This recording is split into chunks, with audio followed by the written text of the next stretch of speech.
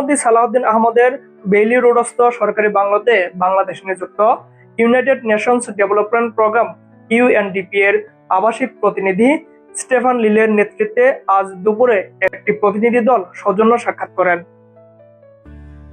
সাক্ষাৎকালে উভয় পক্ষের মধ্যে আইন শৃঙ্খলা ও নিরাপত্তা ইস্যু, পুলিশ সংস্কার, স্বাধীন পুলিশ কমিশন, জাতীয় মানবাধিকার কমিশন অধ্যাদেশ, গুম প্রতিরোধ ও প্রতিকার অধ্যাদেশ এবং রোহিঙ্গা ইস্যু সহ বিভিন্ন বিষয়ে বিস্তারিত আলোচনা করা হয়। বৈঠকের শুরুতে মন্ত্রী প্রতিনিধি দলকে স্বাগত জানান এবং স্টেফান লিলের নতুন পোর্টফোলিওতে দায়িত্ব গ্রহণের জন্য অভিনন্দন জানান।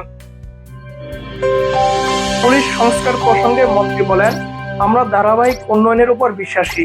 পুলিশ পুনর্গঠন ও সক্ষমতা বৃদ্ধিতে ইউএনডিপি প্রয়োজনীয় সহযোগিতা দিতে পারে।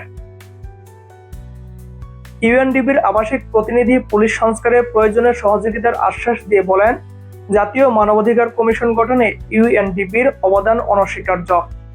গত 15-16 বছর যাবৎ সংস্থাটির জাতীয় মানবাধিকার কমিশনের সঙ্গে ওতপ্রোতভাবে কাজ করছে। তিনি উল্লেখ করেন, কমিশনের অধ্যাদেশের খসড়া প্রণয়নেও ইউএনডিপি যাবতীয় সহযোগিতা করে আসছে। গুম প্রতিরোধ ও প্রতিকার অধ্যাদেশ এবং স্বাধীন পুলিশ কমিশন সংক্রান্ত বিষয়ে মন্ত্রী বলেন, প্রয়োজনীয় যাচাই বাছাই শেষে এগুলো জাতীয় সংসদে বিল আকারে পেশ করা হবে। তিনি গুমকালীন নিজের অভিজ্ঞতা সম্পর্কেও তুলে ধরেন।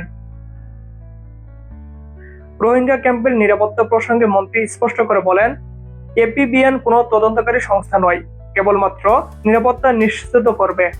তবে তিনি আশ্বস্ত করেন, প্রয়োজনীয় নিরাপত্তা ব্যবস্থা আরো জোরদার করা হবে। আরমান মুকুল, মেট্রো নিউজ, ঢাকা।